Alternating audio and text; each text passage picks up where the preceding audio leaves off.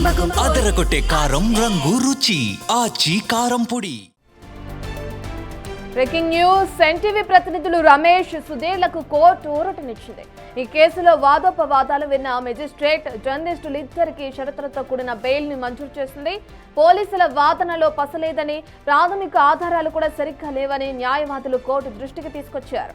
నిన్న రాత్రి మణికొండలోని పుప్పాలగూడ మెజిస్ట్రేట్ ఎదుట ఇద్దరు ఎన్టీవీ జర్నలిస్టులు రమేష్ సుధీర్లను హాజరుపరిచారు పోలీసులు.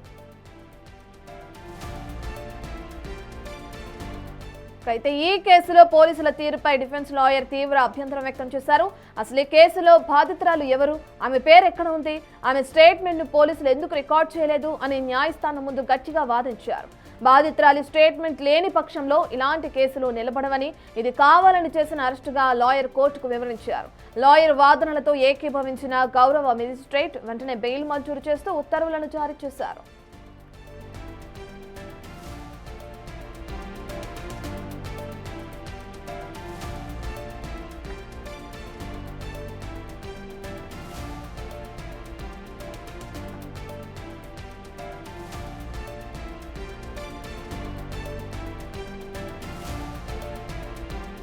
ఏదైతే సెక్షన్స్ రిమాండ్ రిపోర్ట్లో పెట్టారో అవి ఎక్కడ కూడా అట్రాక్ట్ కావు అని మేము వాదించిన వాటికి కోర్టు ఏకీభవించింది.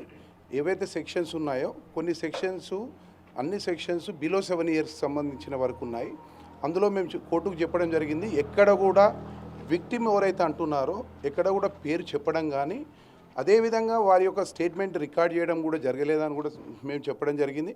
ఎందుకంటే ఎక్కడ కూడా లా ప్రకారంగా ఒక తప్పు జరిగిందన్నప్పుడు ఎవరికైతే అన్యాయం జరిగిందని చెప్పబడుతుందో ఆ వ్యక్తి యొక్క స్టేట్మెంట్ కంపల్సరీ రికార్డ్ చేయాలి. ఇందులో మేము చేయలేకపోయినాము, తను ముందుకు రాలేదు అనే విషయాన్ని ప్రాసిక్యూషన్ వారు చెప్పడం జరిగింది. అలాంటప్పుడు ఒక విక్టిమ్ బయటకు రానప్పుడు ఎట్టి పరిస్థితుల్లో ఇలాంటి కేసులు అట్రాక్ట్ కావు అని మేము చెప్పడం జరిగింది. అదేవిధంగా ఏదైతే అఫెన్సెస్ ఉన్నాయో అఫెన్సెస్ అన్నీ కూడా 7 years బిలో కాబట్టి ఖచ్చితంగా సుప్రీంకోర్టు ఇచ్చిన మార్గదర్శకాలు, సుప్రీంకోర్టు ఇచ్చిన జడ్జిమెంట్స్, అదేవిధంగా గ్రౌండ్స్ ఆఫ్ అరెస్ట్కి సంబంధించిన సుప్రీంకోర్టు జడ్జిమెంట్స్ కూడా ఉన్నాయని చెప్పడం జరిగినప్పుడు కోర్టు మా వాదనలు ఏకీభవించి వారికి బెయిల్ గ్రాంట్ చేయడం జరిగింది. బెయిల్ మంజూరు చేస్తూనే కోర్టు కొన్ని కఠినమైన షరతులను విధించింది. రమేష్ సుధీర్లు తమ పాస్పోర్ట్లను తక్షణమే కోర్టుకు సరెండర్ చేయాలని ఆదేశించింది. అంతేకాకుండా కోర్టు అనుమతి లేకుండా నగరాన్ని విడిచి వెళ్లకూడదని స్పష్టం చేసింది. తదుపరి విచారణకు పూర్తిగా సహకరించాలని నిందితులకు దిశానిర్దేశం చేసింది.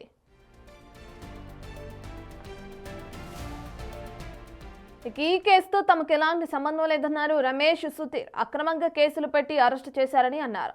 ఇక వర్కింగ్ జర్నలిస్టులను అరెస్టు చేసిందని రేవంత్ రెడ్డి ప్రభుత్వంపై ఆరోపణలు గుప్పించారు. న్యాయం గెలిచిందని చెప్పాలి. ఒక్కటి మాత్రం చెప్పదలుచుకున్నాం తెలంగాణ ప్రభుత్వానికి, ప్రధానంగా సీఎం రేవంత్ రెడ్డి గారికి. తెలంగాణ రాష్ట్రం ఏర్పడిన తర్వాత ఇప్పటి వరకు కొంతమంది యూట్యూబ్ జర్నలిస్టులను అరెస్ట్ చేశారు కానీ ఏ వర్కింగ్ జర్నలిస్టును కూడా తెలంగాణ ప్రభుత్వం వచ్చిన తర్వాత అరెస్ట్ చేయలేదు. కానీ రేవంత్ రెడ్డి గారి ప్రభుత్వం ఒక వర్కింగ్ జర్నలిస్టులను చేయని తప్పుకు మానసిక క్షోభకు గురి చేసేటట్లుగా కూడా అరెస్ట్ చేసి 24 గంటలు మానసిక క్షోభకు గురి చేశారు. ఒకవేళ సిట్ వేశారు, ఇదేమన్నా అంతర్జాతీయ దొంగతనమా, తెలుగు నోట్ స్కామా, దీని మీద ఉగ్రవాద చర్య ఇది, దీని మీద సిట్ వేశారు. సిట్టుకు సంబంధించిన ఆఫీసర్లు 10 అనేక క్వశ్చన్స్ చేశారు. ఒక సెక్షన్ కాదు, ఆల్రెడీ ఎఫ్ఐఆర్ మీద 4 సెక్షన్లు పెట్టారు. ఆ తర్వాత కొత్తగా మేము ఇప్పుడు రిమాండ్ రిపోర్ట్కి వచ్చే వరకు ఇంకొక 5 సెక్షన్లు కూడా పెట్టారు. అసలు ఆ సెక్షన్లు ఎందుకు పెడుతున్నారో, ఎప్పుడు పెడుతున్నారో కూడా తెలియదు. నాకు కానీ మా ఇన్పుట్ ఎడిటర్ కానీ దీంట్లో ఎలాంటి సంబంధం అయితే లేదు. అన్యాయంగా అక్రమంగా పోలీసులు మా పైన పలు సెక్షన్ల కింద పెట్టి మమ్మల్ని చాలా హరాస్ చేశారు. ఈ విషయంలో చట్టం, కోర్టులు అన్నీ కూడా మా వైపు ఉన్నందుకు మేము యాక్చువల్గా వాళ్ళు ముందే ఒక ప్రీ ప్లాన్డ్గా ఒక స్క్రిప్ట్ రాసుకొని దాని ప్రకారమే క్వశ్చన్ చేయడం జరిగింది. ఆ క్వశ్చన్లకు ఆన్సర్లు రాబట్టే ప్రయత్నం అయితే చేశారు. కానీ ఎక్కడ కూడా మనం తప్పు చేయలేదు. ప్రజలకు ఇబ్బంది కలిగే విధంగా కూడా ఎలాంటి వార్తా ప్రసారాలు చేయలేదు. ప్రజా సంక్షేమం కోసమే మొదటి నుంచి కూడా ఎన్టీవీ పనిచేస్తుంది. ఎన్టీవీ యాజమాన్యానికి మరొకసారి హృదయపూర్వక కృతజ్ఞతలు. నాకు కానీ దీనికి సంబంధించిన పూర్తి డీటెయిల్స్ అందించడానికి మా ప్రతినిధి అక్రమ్ అందుబాటులో ఉన్నారు. అక్రమ్, మనం చూస్తున్నాం ఇప్పటికే సిట్ని ఏర్పాటు చేయడం ప్రభుత్వం అండ్ సిట్ ఆఫీసర్స్ ప్రధానంగా ఎవరైతే అరెస్ట్ చేయబడ్డారో ఇద్దరు జర్నలిస్టులు వాళ్ళని ప్రశ్నించిన తీరును కూడా చూస్తున్నాం. అయితే బాధితురాలి స్టేట్మెంట్ లేదని చెప్పి కూడా అరెస్ట్ అయిన ఇద్దరు జర్నలిస్టులు ఆరోపిస్తున్నారు అండ్ కోర్టులో కూడా దీని ప్రకారమే వాదోపవాదనలు కూడా జరగడం చూస్తున్నాం. మరి సిట్ అధికారుల నుంచి ఎటువంటి స్పందన ఉందనుకోవచ్చు అంటారు అక్రమ్? యశ్రత్న రాష్ట్ర వ్యాప్తంగా సంచలనంగా మారినటువంటి ఎన్టీవీ సీనియర్ జర్నలిస్టుల కేసులో అయితే అటు మేజిస్ట్రేట్ ఒక సంచలనం తీర్పించారని చెప్పుకోవచ్చు. మొత్తంగా ఆ సిసిఎస్ పోలీసులు ఇటు రిమాండ్ రిక్వెస్ట్ ఏదైతే జర్నలిస్ట్ అయినటువంటి దొంతు రమేష్ అదేవిధంగా సుధీర్ల పైన వేసినటువంటి రిమాండ్ రిక్వెస్ట్ అయితే పూర్తిగా కొట్టివేసి ఆ రిక్వెస్ట్ ని కూడా ఆ మెజిస్ట్రేట్ రిజెక్ట్ చేసిన పరిస్థితి. ఏదైతే మనకి ఆ మహిళా ఐఏఎస్ పైన దుష్ప్రచార కథనాలు ప్రచారం చేశారన్న దానిపైన అయితే నిన్న ఉదయం 2 గంటలకు అటు దొంతు రమేష్ అదేవిధంగా సుధీర్లను అయితే అదుపులోకి తీసుకున్నారు. దాదాపు 20 గంటల విచారణ అనంతరం కూడా మొత్తంగా అటు సిట్ బృందం ఏర్పాటు చేసి మొత్తంగా 8 మంది ఉన్నటువంటి సభ్యులతో ఒక కమిటీ వేసి కూడా సిట్ విచారణ అయితే జరిపించింది.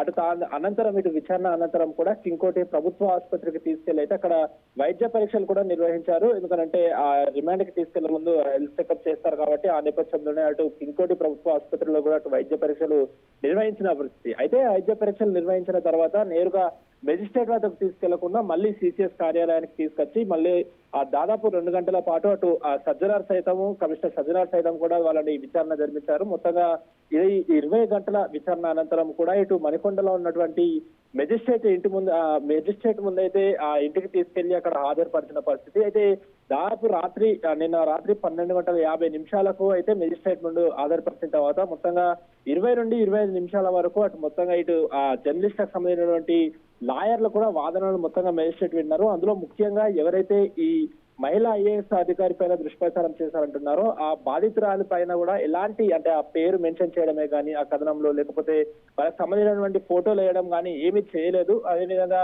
ఈ కేసు పెట్టేటప్పుడు కూడా ఆ బాధితురాలు ఎవరైతే చెప్తున్నారో ఆవిడ యొక్క స్టేట్మెంట్ కూడా ఎక్కడ రికార్డ్ చేయలేదు కాబట్టి సో ఇది మొత్తంగా కూడా బెయిలబుల్ అఫెన్స్ అంటే బెయిల్ ఇవ్వచ్చు అన్న దానిపైన కూడా బెయిల్ మంజూరు చేసింది. ఎక్కడ కూడా వీళ్ళని ఆ రిమాండ్ కి తరలించే అంత తప్పు కూడా ఎక్కడ చేయలేదంటూ కూడా మెజిస్ట్రేట్ భావించిన తర్వాత మొత్తంగా రాత్రి 1:30 సమయంలో కూడా ఆ రిమాండ్ రిక్వెస్ట్ అయితే రిజెక్ట్ చేసింది. దాంతో వీళ్ళు ఎవరైతే దొంతు రమేష్ అదేవిధంగా ఇటు సుధీర్లు అయితే అక్కడ నుండి ఇంటికి వెళ్ళిపోయిన పరిస్థితి. అయితే ఈ తీర్పులో కూడా కొన్ని కీలక విషయాలను అయితే అటు మెజిస్ట్రేట్ ముందు పెట్టారు. ఏదైతే ఇటు దొంతు రమేష్ అదేవిధంగా సుధీర్ వీళ్ళిద్దరు సమైనటువంటి పాస్పోర్ట్లు అయితే సరెండర్ చేయాలి. అదేవిధంగా ఎవరు కూడా కోర్టు అనుమతి లేకుండానైతే ఇటు హైదరాబాద్ నగరం దాటి వెళ్ళకూడదంటూ కూడా చెప్పారు. మొత్తంగానైతే దీనికి సంబంధించినటువంటి పూర్తి డీటెయిల్స్ తెలుసుకోవాలంటూ కూడా పోలీసులకు మళ్ళొకసారి కూడా ఆదేశాలు జారీ చేశారు. Right, thank you Akram.